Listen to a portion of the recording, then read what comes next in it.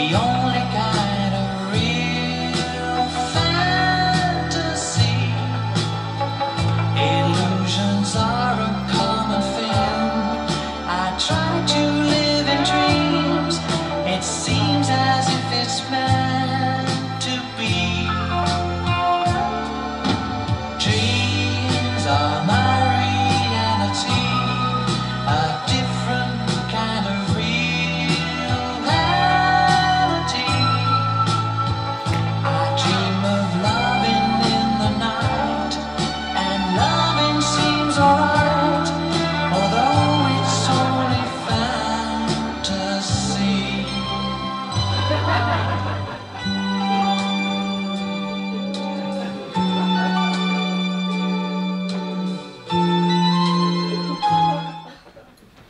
Franchement, Simon, t'es pas cool.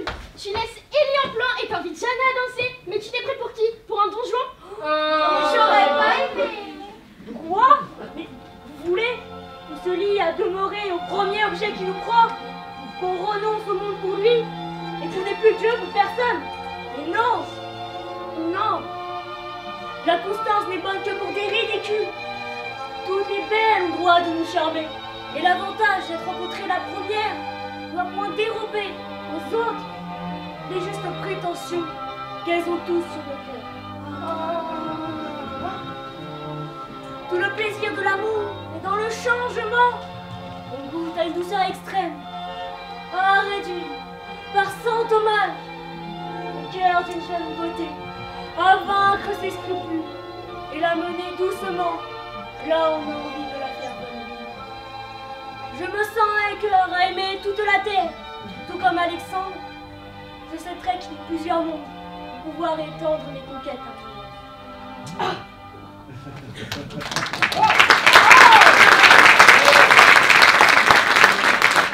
Et donc, quelle belle tirade. Mais je te comprends, mon cher Simon, car moi aussi je suis irrésistible. Tous les garçons sont à mes pieds, je n'ai que l'embarras du choix. Je tiens ça de ma mère. D'ailleurs, figurez-vous qu'elle nous a annoncé samedi qu'elle avait un amant.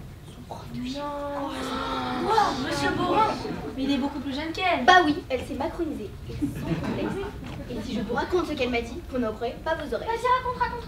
Tout d'abord, mon frère m'annonce de but en blanc que notre mère a un amant. Je lui réponds qu'elle est complètement dingue, je vais essayer de vous.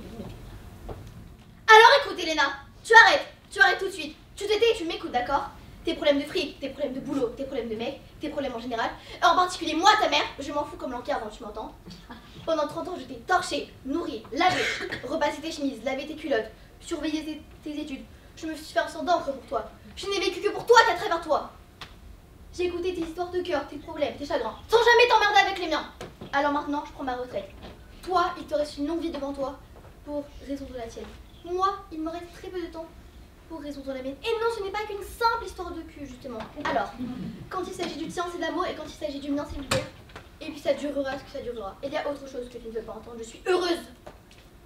Voilà, ma mère me fait une crise d'adolescence retardement. Eh bien, elle t'a pas loupé. Comme quoi, il n'y a pas d'âge pour tomber amoureux. Moi, si ma mère m'avait annoncé une chose pareille, j'en aurais été malade.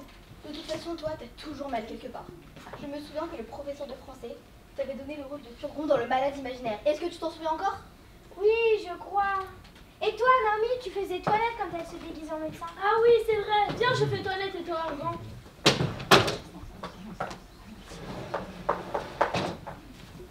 Donnez-moi votre bout.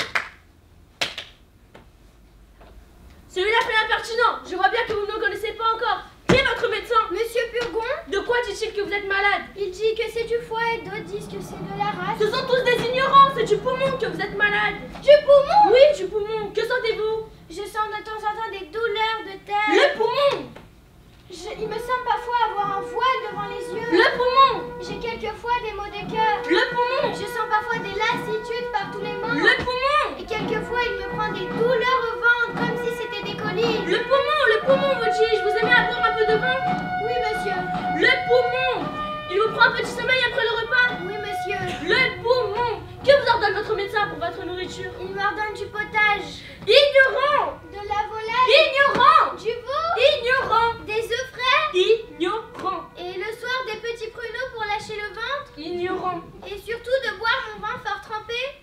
Ignorantus, ignoranta, ignorantum. Il faut boire votre vin pur et pour épaissir votre soif, il faut manger de bons gros bœufs, de bons gros porcs et de bons fromages de Hollande. Votre médecin est une bête. Voilà, je viendrai vous voir de temps en temps. Vous m'obligerez beaucoup. Franchement, Bruna, c'est vrai que c'est pour toi. Et toi, Jana, je te trouve bien silencieuse. Je réfléchis. Vous connaissez ma passion pour les animaux, non? Eh bien, ma mère m'a acheté un tangora pour mon anniversaire. Un tangora tout blanc avec les yeux bleus ladons. Non mais, un tangora. Un tangora. Toi qui as joué la scène de Tourteline, j'aimerais savoir qu'on dit pas un tangora. Ah oui, suis-je bête? Tu veux jouer la scène avec moi? J'espère que je vais m'en souvenir.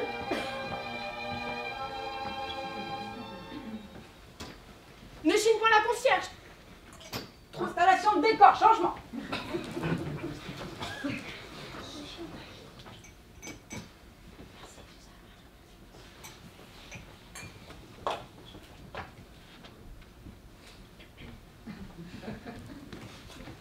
Oh, j'adore cette scène. Ne chine pas la concierge, Trognon, c'est une femme, tout ce qu'il y a de bien. La preuve, elle m'a donné, devine quoi? Un gora. La concierge t'a donné un gora? Oui, mon vieux. Et qu'est-ce que c'est que ça, un gora? Tu ne sais pas ce que c'est qu'un gora? Non. Mon pauvre Trognon, je te savais un peu poire, mais à ce point-là, je l'aurais pas cru. Alors non, tu ne sais pas qu'un gora, c'est un chat? Ah. Tu veux dire un angora? Comment? Tu dis angora? Naturellement, je dis un gora. Eh bien, on ne dit pas angora. On ne dit pas un gora. Non, Et qu'est-ce qu'on dit alors? on dit un angora. Depuis quand? Depuis toujours. Tu crois? Je suis même certain. J'avoue que tu m'étonnes un peu, hein. La concierge dit un gora. Si elle dit un gora, c'est qu'on doit dire un gora. Tu n'as pas besoin de rigoler, je la connais mieux que toi, et c'est pas encore toi, avec tes airs malins, qui lui fera le poids pour l'instruction. Elle est si instruite que ça. Tout ce qui se passe dans la maison, c'est par elle que je l'ai appris. C'est une raison, je le reconnais. Mais ça ne change rien à l'affaire. Et pour ce qui est de dire un angora, sois sûr qu'on dit un angora. Je dirais ce que tu voudras, Trognon, ça m'est bien égal après tout, si nous n'avions jamais d'autres motifs de discussion. C'est évident. Le tout, c'est qu'il s'agit. Qui? Le petit Nangora que m'a donné la concierge. Un vrai amour de petit Nangora. Figure-toi, pas plus gros que mon poing. Des souliers blancs, des yeux comme des cerises à l'eau de vie et une queue pointue, pointue comme l'été noir de ma grand-mère. Mon Dieu, quel beau petit Nangora. Une simple observation, mon petit loup. On ne dit pas un petit nangora. Tiens, et pourquoi donc? Parce que c'est du français de cuisine. Ah, mais elle est bien bonne celle-là, j'ai dit ce que tu m'as dit de dire. Mais pas du tout. Je proteste. Je t'ai dit de dire un angora, un petit angora, mais pas un petit angora. C'est que dans le premier cas que le A du mot angora est précédé de la lettre N, tandis que c'est le T qui est précédé avec le mot petit. Non, mais en voilà des histoires. Et qu'est-ce que je dois dire avec tout ça? Tu dois dire un petit angora. C'est bien sûr au moins. Il n'y a pas d'erreur, je tiens à une fixée, tu comprends? Tu l'es comme avec une vis. Bon, n'en parlons plus. Maintenant, j'ai besoin de ton avis. Je voudrais l'appeler Zigoto. Excellente idée. Ça épatant. Ça fera rire tout le monde. Oui, je pense que pour un tangora, le nom n'est pas très mal choisi. Pour un quoi? Pour un tangora. Ma petite cocotte, on ne dit pas un tangora. Mais elle va durer longtemps cette plaisanterie? Je t'emballe. On dit un angora, un petit angora ou un gros angora. Tu ne vas pas te fâcher pour une question de liaison. Une liaison? Une liaison comme la d'autres, faut bien mieux que des ménages. À bon entendeur, grossier personnage. Vois-tu, il est toujours très imprudent de jouer au plus fin avec une femme à mal appris. Vois-tu, il est toujours très imprudent de jouer au plus fin avec une femme. Moi, je t'en flanquerai du angora.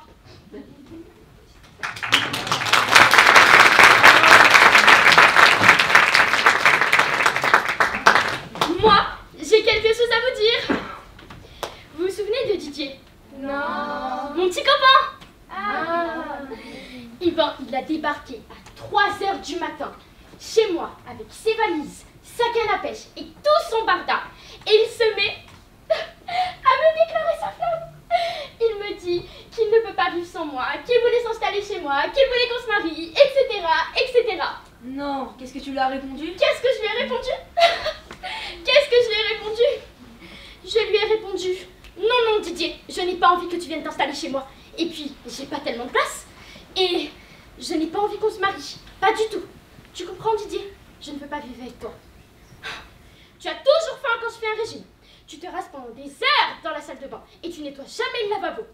Ton copain là, Stéphane, je te trouve lourd, mais lourd. Je n'ai pas envie qu'il vienne regarder tous tes matchs de foot pour toutes mes cacahuètes. Écoute, Didier, je ne veux pas vivre avec quelqu'un. Tu comprends? Moi, je veux pouvoir péter dans mes draps, tranquille. Rentrer à n'importe quelle heure, bouffer sur un comptable, inviter les copains, faire le ménage une fois par an si ça me chante. Je ne veux pas étaler sur mon canapé, t'y baille en me disant « Oh, bouffe quoi ce soir ?» Je ne veux pas qu'on me dise « Faut trop qu'on achète la nouvelle BMW qui est fabuleuse et on verra les traites ensemble. » Je ne veux pas que ta mère téléphone pour savoir si je t'ai bien donné tes cachets contre la grippe. Je ne veux pas de tes chaussettes sales dans mon panier à linge. Je ne veux pas te demander si on peut regarder un film au lieu du sport. Je ne veux pas, je ne veux pas, je ne veux pas. Ta vie c'est ta vie, ma vie c'est la mienne.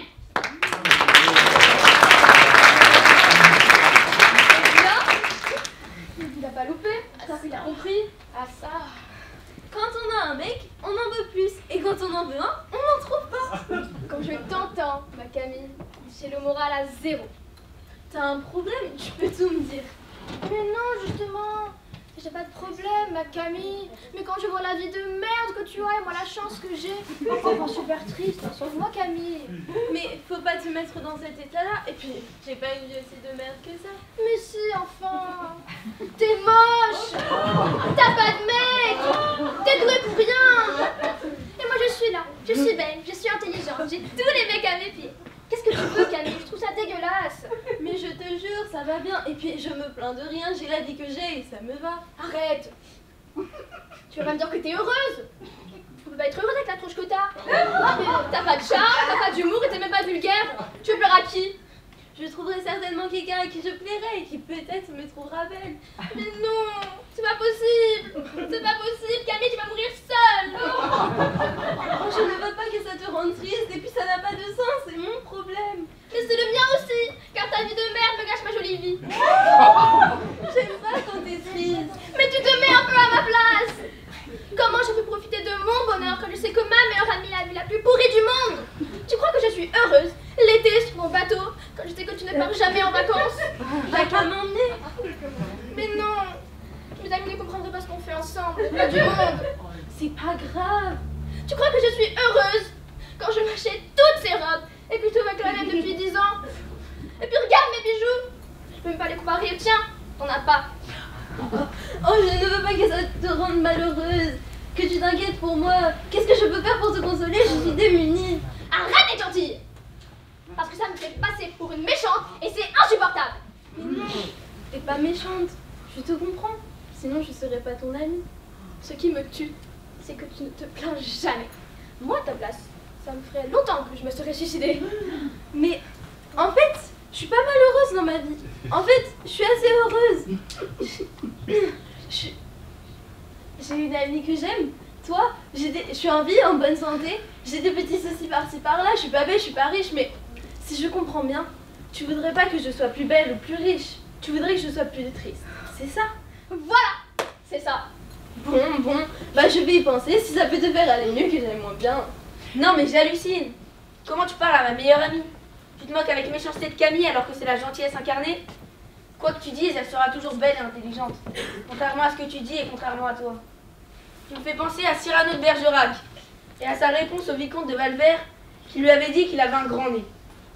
Alors écoute.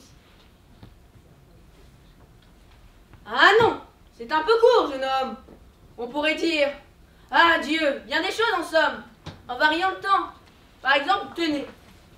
Agressif, moi monsieur, si j'avais un tel nez, faudrait sur le champ que je me l'amputasse. Amical, mais il va tremper dans votre tasse pour boire. Faites-vous fabriquer un hanap.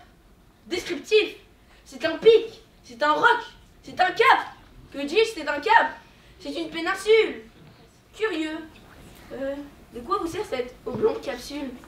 D'écriture, monsieur, ou de boîte à ciseaux? Gracieux. Aimez-vous à ce point les oiseaux que, paternellement, vous vous préoccupâtes de tendre ce perchoir à leurs petites pattes? Truculent. Ça, monsieur, lorsque vous pétunez, la vapeur du tabac vous sortait du nez, sans qu'un voisin ne crie au feu de cheminée? Prévenant. Gardez-vous, monsieur. Votre tête entraînée par ce poids de tomber en avant sur le sol. Tiens, faites-lui faire un petit parasol, de peur que sa couleur ne se fane. Cavalier, quoi l'ami? Ce croc est à la mode?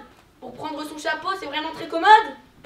Empathique, aucun vent ne peut, né magistral, t'enrhumer tout entier, excepté le Mistral. Dramatique, c'est la mer rouge quand il saigne. Admiratif, waouh, pour un parfumeur, quelle enseigne. Lyrique, est-ce un conque? Y êtes-vous un triton? Naïf, ce monument, quand le visite-t-on? Militaire, pointé contre cavalerie. Pratique, voulez-vous le mettre en loterie? Assurément, monsieur, ce sera le gros lot. Puis enfin, par Jean Pyram en sanglots. Le voilà donc, ce nez, qui des traits de son maître a détruit l'harmonie, et en rougit, le traître. Voilà, mon cher, ce que vous m'auriez répondu si vous aviez un peu de lettres et d'esprit. Mais d'esprit, oh, le plus lamentable des êtres, vous n'en eûtes jamais un atome. Et de lettres, vous n'en avez que 3 qui forment le mot sot.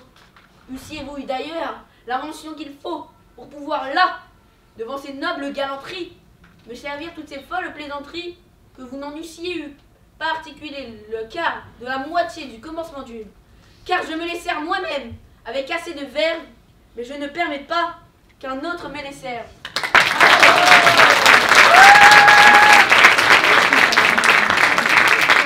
Voilà, Camille, comment tu dois répondre si quelque mauvaise langue te parle mal. Dreams are my reality, the only kind of real fantasy. S'il vous plaît.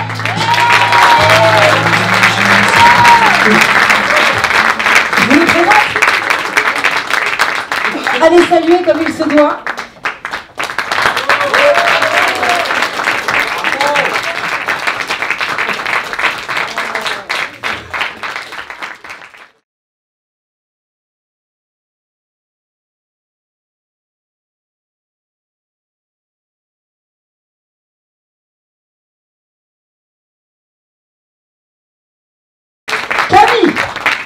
Camille, bravo Camille. Jana, Bruna, Suzanne, Elina,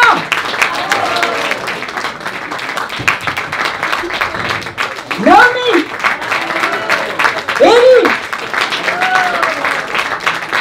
et les 2 garçons, Nathan et Simon.